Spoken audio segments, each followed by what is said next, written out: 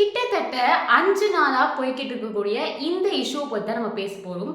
So இந்த வீடியோல நம்ம கவர் பண்ண போற விஷயங்களும் என்ன அப்படின்னு பார்த்தீங்கன்னா, ஆல்ரெடி நம்ம நெறைய முறை செய்திகள பார்த்துருப்போம். ஈரானுக்கும், இஸ்ரேலுக்கும் சண்டை அப்படின்ட்டு. எதனால, எங்கிருந்து இவங்களுக்கு இந்த சண்டை ஸ்டார்ட் ஆச்சு? யார் முதல்ல அட்டாக் பண்ணா? ஸோ இஸ்ரேல் அட்டாக் பண்ணிருக்கு அப்படின்னா, ஈரானோட ரிப்ளை என்னவா இருக்கு? ஸோ உலக நாடுகள் எல்லாம் இது எப்படி பார்க்குது? அவங்களோட பிரதிபலிப்பு என்ன? இந்த தாக்குதலுக்கு மூலமா என்னென்னலாம் ஃபியூச்சர்ல நடக்க போகுது அப்படின்றது தான் இந்த வீடியோ உங்களுக்கு பேச போகுது. ஹாய், ஹலோ, வணக்கம் and welcome back to our channel மக்களே. நான் உங்கள் கண்மணி தான் பேசிட்டு இருக்கேன். இப்போ நம்ம பேச போறது எதை பத்தி அப்படின்னு பாத்தீங்கன்னா, இஸ்ரேலுக்கும் ஈரானுக்கும் சண்டை. ஆல்ரெடி இந்த சண்டை போயிட்டு இருக்கே, இப்போ எப்படி திடீர்னு இதை பத்தி பேசப்படுது அப்படின்னு பாத்தீங்கன்னா, ஜூன் 13 அதாவது கடந்த வெள்ளிக்கிழமை இஸ்ரேல் ஈரானை அட்டாக் பண்ணியிருக்காங்க. ஸோ இவங்க அட்டாக் பண்ணிக்கிறதுக்கும் இஸ்ரேலும் ஈரானும் அழிச்சுக்கிறதுக்கான ஒரு முக்கியமான காரணம் என்ன அப்படின்னு பார்த்தீங்கன்னா, வரலாற்று பகையே இவங்க 2 பேருக்குள்ளுமே இருக்கு. 1979 தான் இந்த வரலாறு ஸ்டார்ட் ஆகுது. 1979 அப்புறத்துலேருந்து தான் இந்த 2 நாடுகளுக்குள்ளேயும் பேச்சுவார்த்தை இல்லையாம். 1979க்கு முன்னாடி இந்த 2 நாடும் ஒரு சில ரிலேஷன்ஷிப்பில் ஒரு நட்போடவோ இல்லை ஒரு உறவோடவோ இருந்திருக்கு. உதாரணத்துக்கு பார்த்தீங்க அப்படின்னா, 1948க்கு முன்னாடி இஸ்ரேல் அப்படின்ற ஒரு நாடே கிடையாது. பாலஸ்தீன் தான் இருந்துச்சு. பாலஸ்தீன்லேருந்து தனியாக வந்த நாடு தான் இஸ்ரேல். ஸோ அதை 1948 தான் தனி நாடாக இஸ்ரேலை அறிவித்தாங்க. அப்போது அதை ஏற்றுக்கிட்ட இன்னொரு நாடு தான் ஈரான். 2வது முஸ்லீம் நாடு தான் ஈரான். ஸோ அந்த மாதிரி ஒரு ரிலேஷன்ஷிப் தான் ஈரானுக்கும் இஸ்ரேலுக்கும் உருவாகி தொடர்ந்து போயிட்டு இருந்துச்சு. 1979க்கு அப்புறம் மொத்தமாக ஈரானில் முஸ்லீம் ஆட்சி வந்ததுக்கு அப்புறம் இஸ்ரேல் பாலஸ்தீனோட நிலங்களை ஆக்கிரமிச்சுட்டாங்க. அப்படின்றதுனால நாளுக்கு நாள் நம்பிக்கை குறைய ஆரம்பிச்சது. அந்த நம்பிக்கை குறைய இஸ்ரேலுக்கும் ஈரானுக்கும் ஒரு பதற்றம் நிலவிக்கிட்டே இருந்துச்சு. கடந்த வருடம் அக்டோபரில் பார்த்தீங்க அப்படின்னா, ஈரானோட தலைமை தாங்குற 2 அமைப்பு ஹமாஸ் அண்ட் ஹெஸ்புல்லா, இது நம்ம சேனல்லே நிறைய தடவை வீடியோவை பார்த்துருப்பீங்க. ஸோ இந்த 2 அமைப்பும் இஸ்ரேலை தாக்குச்சு. எதுக்காக தாக்குச்சு அப்படின்னா, ஆல்ரெடி ஈரான் நம்பப்படுற இந்த பாலஸ்தீன் நிலங்களை கைப்பற்றுறதுனால தான். ஸோ இந்த சண்டையில தான் இவங்களுக்குள்ள போர் பதற்றம் நிலவ ஆரம்பிச்சுது. பட் எதுக்காக இஸ்ரேல் ஈரான் சண்டை போட்டுக்கிறாங்க அப்படின்னா, ஈரான் அணு ஆயுத சக்திகளை உருவாக்குது, அணு ஆயுதங்களை உருவாக்குது அப்படின்றதுக்காக தான் அதை அட்டாக் பண்ணுறாங்க. ஒருவேளை இவங்க இதை நிறுத்திட்டா இந்த அட்டாக் நிற்கிறதுக்கான நிறைய சான்சஸ் இருக்கிறதா சொல்லவும் படுது. உலக நாடுகள் இதை நம்பிட்டும் இருக்கு. பட் ஈரான் என்ன சொல்லுது அப்படின்னா, நாங்கள் அந்த மாதிரி எந்த அணு ஆயுதமும் தயாரிக்கலை, பல பல தசாப்தங்களா நாங்கள் இதுக்காக இன்வெஸ்ட் பண்ணியிருக்கோம், கையெழுத்திட்டிருக்கோம் அப்படிங்கிற மாதிரி தான் ஈரான் சொல்கிறாங்க. என்னதான் இவங்க செய்யலை அப்படின்னு சொன்னாலுமே, இவங்களோட பவர் பிளான்ட்ல கரண்ட்டுக்கு யூஸ் பண்ணுற யுரேனியம் அப்படின்ற திரவியத்தை செறிவூட்டுதல், அதாவது அதுலேருந்து பல வாரியாக அதை பிரிச்சிருக்காங்க. அதாவது யுரேனியம் 235, 238 இதெல்லாம் நம்ம படிச்சிருப்போம். இதெல்லாம் எதுக்கு யூஸ் பண்ணுவாங்க அப்படின்னா, nuclear bomb and nuclear weapons, அதாவது அணு குண்டு இல்லைன்னா அணு ஆயுத ஏவுகணைகளை தயாரிக்க இந்த யுரேனியமை பயன்படுத்தப்படுவாங்க. ஸோ இதெல்லாம் செறிவூட்டல் முறையில் பிரித்து எடுத்திருக்கு ஈரான் அப்படின்னு சொல்லப்படுது. ஸோ இதை தலைமையகமாக கொண்டு செஞ்சிட்டு இருக்க ஒரு இடம் தான் நாட்டான்ஸ். ஸோ இதெல்லாம் நான் எதுக்கு பேசுகிறேன், இதெல்லாம் இப்போ என்ன ஆச்சு அப்படிங்கிறது உங்களுக்கு கண்டிப்பாக தெரியும். IAEA அதாவது சர்வதேச அணுசக்தி அமைப்பு. இந்த அமைப்பு இருக்க கவர்னர் குழு என்ன பண்ணியிருக்காங்க அப்படின்னு பார்த்தீங்கன்னா, முதல் முறையாக ஈரான் இந்த விஷயங்கள் எல்லாமே சயின்டிஸ்ட் கூட இணைஞ்சு செயல்படாததுனால அவங்கள கண்டிச்சு வச்சுருந்தாங்க. இவங்க கண்டிச்சத வெரி நெக்ஸ்ட் டே, அதாவது ஃப்ரைடே, இந்த போர் பதற்றம் நிலவ ஆரம்பிச்சிருக்கு. ஸோ இந்த மாதிரி ஒரு பக்கம் இருக்க, இவங்க இந்த பக்கம் யுரேனியம் கிரியேட் பண்ணுறது, பொருளாதாரம் தடை இருக்குது, இது எல்லாத்துக்குமே பேச்சுவார்த்தை போயிட்டுருக்கு ஈரான் கூட. ஸோ அதோட 6வது கட்ட பேச்சுவார்த்தை தான் கம்மிங் சண்டே நடந்துச்சு. பட் இந்த போர் பதற்றத்தினால அந்த ஒரு பேச்சுவார்த்தையும் கேன்சல் பண்ணுச்சு ஈரான். அண்ட் அஃபீஷியலாக அந்த ஒரு பேச்சுவார்த்தையை ஓமன் அதுக்கப்புறம் கேன்சல் பண்ணாங்க. ஸோ எதுக்காக இது ஸ்டார்ட் ஆக ஆரம்பிச்சுது அப்படின்னு பார்த்தோம். ஸோ அடுத்ததாக இப்போ ஜூன் 13 யார் முதல்ல அட்டாக் பண்ணா அப்படிங்கிறத பார்ப்போம். 13ஆம் தேதி வெள்ளிக்கிழமை அப்படி பார்த்தீங்கன்னா இஸ்ரேல் தான் முதல்ல ஈரானை தாக்க ஆரம்பிச்சிருக்காங்க. ஸோ எதுக்காக இஸ்ரேல் முதல்ல ஈரானை தாக்குனாங்க அப்படிங்கிறத வந்து இந்த வீடியோ நீங்கள் முழுசாக பார்த்தீங்கன்னா அதோட ரீசனை நீங்கள் தெரிஞ்சுப்பீங்க. ஸோ 13ஆம் தேதி வந்து ஈரானோட அணு ஆயுத நிலைகள், அதாவது இந்த அணுசக்தி அணு ஆயுத வெப்பன்ஸ்லாம் தயாரிக்கக்கூடிய இடங்கள், அதுக்கப்புறம் ஏவுகணை தளங்கள், இது எல்லாமே அழிச்சிருக்காங்க. ஸோ இது எல்லாமே ஏவுகணை வைத்து அழிச்சிருக்காங்க.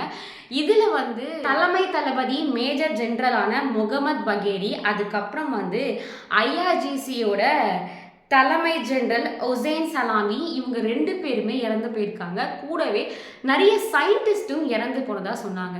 ஸோ நான் இதோட வரலாறு சொல்லும் போது யுரேனியமை தயாரிக்கிற மெயினான முக்கியமான ஒரு இடத்தை பற்றி நான் பேசியிருப்பேன். அதாவது வந்து நட்டான்ஸ் நியூக்ளியர் சைட். இந்த சைட்டையும் வந்து இஸ்ரேல் தாக்கியிருக்கு. பட் அந்த தாக்குதலில் எரிபொருளை உருவாக்குற ஒரு செறிவூட்டல் இடம் வந்து சேதமடையலை. பட் இஸ்ஃபஹான் அப்படின்ற இடத்துல உள்ள அணு ஆராய்ச்சி மையம் வந்து தாக்கப்பட்டிருக்கதா சொல்லப்படுது. இஸ்ரேல் தாக்குதல் பார்த்தீங்க அப்படின்னா இதோட நின்று போல மண்டே வரைக்கும், அதாவது இப்போ வரைக்குமே இஸ்ரேலோட தாக்குதல் இருந்துட்டு தான் இருக்குது. இப்போ மண்டே வரைக்கும் இஸ்ரேலோட தாக்குதல் கண்டினியூ ஆகிட்டே இருந்திருக்கு. ஸோ இஸ்ரேலோட டிஃபென்ஸ் ஃபோர்ஸஸ், அதாவது ஐடிஎஃப் பார்த்தீங்க அப்படின்னா இஸ்ரேலோட இராணுவம் சுமார் 80 இடங்களில் குறி வச்சு தாக்கியிருக்காங்க மண்டே. ஸோ அந்த 80 இடங்களில் எந்தெந்த இடங்கள் அடங்கும் அப்படின்னு பார்த்தீங்கன்னா டிஃபென்ஸ் மினிஸ்ட்ரியோட ஹெட் குவார்ட்டர்ஸு, அதுக்கப்புறம் இஸ்ரேலில் தாக்குறதுக்கு ஏவுகணை ஏவக்கூடிய ஒரு தளங்கள், இந்த தளங்கள் எல்லாமே அந்த 80 இடங்களில் அடங்கும். அது மட்டும் இல்லாமல் டெஹ்ரான் அப்படின்றது ஈரானோட கேபிட்டல். ஸோ இந்த கேபிட்டலில் இருக்க வான்வெளி எல்லாத்தையுமே தன் கண்ட்ரோலுக்கு முதல்ல கொண்டு வந்துச்சு இஸ்ரேல். ஸோ கொண்டு வந்ததுக்கப்புறம் அட்டாக் பண்ண ஆரம்பித்தாங்க. ஃப்ரைடேலேருந்து நடத்துகிற இந்த அட்டாக் மூலயமா பார்த்தீங்க அப்படின்னா ஈரானில் கிட்டத்தட்ட 224 பேர் இறந்துருக்காங்க, 300க்கும் மேற்பட்டவங்க காயமடைஞ்சிருக்காங்க. இதை வந்து ஈரானோட ஹெல்த் மினிஸ்ட்ரி, அதாவது சுகாதாரத்துறை சொல்லியிருக்கு. டெஹ்ரான்ல இவங்க வான் இடத்த வந்து கண்ட்ரோலுக்கு கொண்டு வந்து அட்டாக் பண்ண இடங்கள்ல வந்து 2 எரிபொருளோட கிடங்குகளும் அடங்கும். அதாவது வந்து இந்த கச்சா எண்ணெய் உற்பத்தி பண்ணுற இடங்கள் அப்படின்னு சொல்லப்படுது. ஸோ அது மட்டும் இல்லாமல் இவங்க வந்து மக்கள் வாழ்கிற இடத்தையும் சீர்தாக்கியிருக்காங்க அப்படின்ற மாதிரி ஈரானும் சொல்லிட்டு இருக்கு. இஸ்ரேல் அட்டாக் பண்ணிட்டு இருக்கு, ஈரான் எதுவுமே பண்ணலையா அப்படின்னு கேட்டிங்கன்னா கிடையவே கிடையாது. ஈரானும் ஒரு பக்கத்துக்கு திருப்பி அடிச்சுட்டு தான் இருந்திருக்காங்க. அதாவது ஃப்ரைடே இஸ்ரேல் மீது 100 ட்ரோன்கள் வந்து வீசப்பட்டிருக்கு. இந்த 100 ட்ரோன்கள் பார்த்தீங்க அப்படின்னா இஸ்ரேல் வந்து பாதியை வான்வெளியில் இருக்க அந்த இரும்பு டாம்பை வச்சு அடித்து தள்ளிருச்சு அப்படின்னு சொல்லலாம். ஸோ அதுக்கப்புறம் இஸ்ரேலை நோக்கி பாலிஸ்டிக் ஏவுகணையை வந்து ஏவிருக்கு. இந்த ஏவுகணையை ஏவுனது மூலயமா 13 பேர் உயிரிழந்திருக்காங்க, 34க்கும் மேற்பட்டவங்க காயமடைஞ்சிருக்காங்க. ஸோ சாட்டர்டே இரவு ஈரான் நடத்தின அட்டாக்ல டாம்ரா நகரில் வந்து 3 மாடி கட்டிடம் இருக்குது. இந்த கட்டிடம்ல இருக்க 4 பெண் இடிஞ்சு விழுந்ததுனால 4 பெண்கள் இறந்து போயிருக்காங்க. அது மட்டுமான்னு கேட்டிங்கன்னா அதுக்கப்புறம் டெல் அவிவ் அப்படின்ற இடத்துல வந்து பாட்யாம் அப்படின்ற ஏவுகணை தாக்குதல், பாட்யாம் அப்படின்ற ஒரு இடத்துக்கு பக்கத்தில் தான் ஏவுகணை தாக்குதல் நடந்திருக்கு. ஸோ அங்கே பார்த்தீங்க 6 பேர் உயிரிழந்திருக்காங்க, 180 பேர் வந்து காயமடைஞ்சிருக்காங்க. ஸோ இதுக்கப்புறம் அதாவது டெல் அவிவ் அண்ட் வந்து அஃபியாவில் நடந்த ஈரான் அட்டாக்ஸுக்கு அப்புறம் மண்டே இந்த அட்டாக் அதிகமாக கூடும் அப்படின்ட்டு எதிர்பார்க்கப்பட்ட நிலையில் மண்டே பார்த்தீங்க அப்படின்னா இஸ்ரேலில் இருக்க ஒரு பவர் பிளான்ட் வந்து 10 எரிஞ்சிருக்கு ஈரானோட தாக்குதல்னால. நான் ஸ்டார்டிங்கில் சொன்ன மாதிரி 100 ஏவுகணைகளை வந்து எடுத்து விட்டுச்சு. ஸோ இந்த மாதிரி இஸ்ரேலை பதில் தாக்குதல் பண்ணுறதுக்கு ஈரான் ஏவுகணையில் ஏவும் போதோ இல்லை ட்ரான்கள் விடும் போதோ யாராவது வந்து அதை தடுத்து இஸ்ரேலுக்கு சப்போர்ட் பண்ணுற மாதிரி பண்ணீங்க அப்படின்னா கண்டிப்பாக ஈரான் அவங்கள தாக்கும். அதாவது அவங்களோட மிலிட்ரி அண்ட் வந்து கடற்படையை கண்டிப்பாக தாக்கும் அப்படின்ற மாதிரி அமெரிக்கா, இங்கிலாந்து, ஃப்ரான்ஸுக்கு வந்து ஈரான் ஒரு வார்னிங்கும் கொடுத்துருக்கு. அண்ட் இங்கிலாந்து பார்த்தீங்க அப்படின்னா இங்கிலாந்துக்கு இதெல்லாம் வந்து சம்மந்தமே இல்லை, நான் வந்து இஸ்ரேல் அட்டாக்குக்கெலாம் என்னால் சப்போர்ட் பண்ண முடியாது அப்படின்ற மாதிரி அவங்களோட ஜெட்டை எல்லாமே வந்து மிடில் ஈஸ்ட்டுக்கு நவுத்த ஆரம்பிச்சிட்டாங்க. அதனால இங்கிலாண்டோட சப்போர்ட் இஸ்ரேலுக்கு கிடையாது. இந்த மாதிரி உலகத்தில் நிறைய பேர் இந்த வாருக்கு தன்னோட கண்டனங்களையும் அவங்களோட பிரதிபலிப்பையும் சொல்லிக்கிட்டு இருக்காங்க. அந்த வகையில் இங்கிலாந்து வந்து இஸ்ரேலுக்கு சப்போர்ட் பண்ணலை அப்படிங்கிறத நம்ம பார்த்தோம். அதுக்கப்புறம் பார்த்தீங்க அப்படின்னா சைனா அவங்களோட தூதரகம் என்ன சொல்லியிருக்கு அப்படின்னா இஸ்ரேலோட இந்த தாக்குதல் ரொம்பவே வந்து பயங்கரமாக இருக்கு. பட் என்னதான் இப்படி சொல்லியிருந்தாலும் ஈரான் பண்ணுற இந்த நியூக்ளியர் வெப்பன் சம்மந்தப்பட்டமான விஷயமா இருக்கட்டும், இது எதுக்குமே வந்து சைனா வந்து கண்டனம் தெரிவிச்சிருக்காங்க.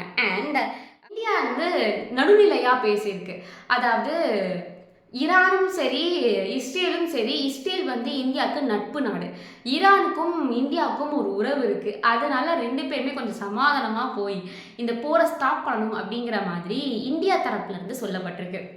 அடுத்ததாக சவுதி அரேபியா பார்த்தீங்க அப்படின்னா இஸ்ரேலோட இந்த ஆக்கிரமிப்புக்கு, அதாவது பாலஸ்தீன் ஆக்கிரமிப்புன்னு சொல்கிறாங்களே, அதுக்கு கண்டனம் தெரிவிச்சிருக்காங்க ஓப்பனாக. அண்ட் இந்த போர் மூலயமா ஈரானில் இருக்க இறையாண்மையும் அதுக்கப்புறம் பார்த்தீங்க அப்படின்னா பாதுகாப்பும் தாழ்ந்து போயிருக்கு. அது மட்டும் இல்லாமல் இந்த போர் மூலயமா சர்வதேசத்தில் இருக்க விதிகள் எல்லாமே வந்து இஸ்ரேல் மீறிக்கிட்டு இருக்கு அப்படின்னு சவுதி அரேபியா கண்டனம் தெரிவிக்கிறாங்க. And coming back to America பார்த்தீங்க அப்படின்னா இந்த போருக்கும் எனக்கும் சம்மந்தமே இல்லைப்பா அப்படின்ற மாதிரி ட்ரம்ப் சொல்லியிருக்காரு.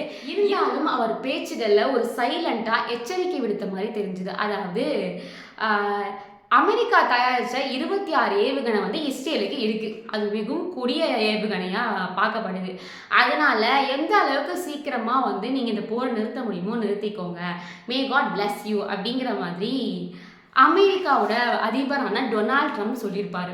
எல்லா நாடுகளும் எப்படி இந்த ஒரு விஷயத்துக்கு கண்டனத்தை தெரிவிக்கிறாங்க, இல்லை சப்போர்ட் பண்ணுறாங்க, இன்டைரக்டாவோ டைரக்டாவோ அந்த போர் நிறுத்தத்துக்கு முற்படுறாங்க அப்படின்னு நம்ம பார்த்தோம். அண்ட் இந்த போர்னால ஏற்படக்கூடிய வளைவுகளும் நெக்ஸ்ட் மூவ் எப்படி இருக்கும் அப்படின்னு பார்த்தீங்கன்னா, கச்சா எண்ணெயோட விலை ஏறுறதுக்கான சான்ஸ் ரொம்ப அதிகமாக இருக்குது. இந்த மாதிரி போர் தொடர்ந்துச்சு அப்படின்னா கச்சா எண்ணெயோட விலை வந்து ஏறுறதுக்கு சான்ஸ் இருக்குது. அதே மாதிரி கடல் போக்குவரத்து பாதிக்கப்படுறதுக்கும் சான்ஸ் இருக்குது, மெயினாக ரெட் சி பக்கமாக பார்க்கும்போது. அண்ட் ஈரான் அண்ட் இஸ்ரேல் இந்த ரெண்டு நாடுகளோட போர் ஆயுதங்கள் கம்பேர் பண்ணும்போது இஸ்ரேலுக்கு ரொம்பவே பலம் அதிகம். ஏன்னா அமெரிக்கா கிட்டேருந்து பல சக்தி வாய்ந்த ஆயுதங்களை அவங்க வாங்கியிருக்கு. தொழில்நுட்ப ரீதியாகவும் அமெரிக்கா வந்து இஸ்ரேலுக்கு சப்போர்ட் பண்ணி தான் இருக்குது. இந்த போர் எப்போ முதல்ல ஸ்டார்ட் ஆச்சு அப்படின்னு பார்த்தீங்கன்னா 2024 இவங்க ரெண்டு பேருமே நேர் எதிர கன் ஷாட்ஸில், ஐ மீன் துப்பாக்கி சூடு ஈடுபட்டிருக்காங்க. அந்த துப்பாக்கி சூடில் இஸ்ரேல் வந்து ஈரானோட துணை தூதரகத்தை அடித்து நாசம் பண்ணியிருக்கு. ஸோ இதனால தான் வந்து இந்த அட்டாக்கே ஸ்டார்ட் ஆகிருக்கு அப்படின்னு சொல்கிறாங்க. அண்ட் அதுக்கு பதிலடி கொடுக்குற மாதிரி ஈரான் அட்டாக் பண்ணும்போது அவங்களோட அட்டாக் வந்து அவ்வளோவா இல்லை, சேதம் அவ்வளோவா இஸ்ரேலுக்கு ஏற்படுத்தலை, ரொம்பவே வந்து மாடரேட்டராக அதோட கம்மியாக தான் இருந்திருக்கு அப்படிங்கிற மாதிரி சொல்கிறாங்க. ஸோ இவங்க போட்டுக்கிற இந்த சண்டையை பார்த்தாலுமே இந்த சண்டை வந்து அவ்வளோ சாதாரணமாக நிற்காது, பல இழப்புகளுக்கு அப்புறம் தான் நிற்கும்.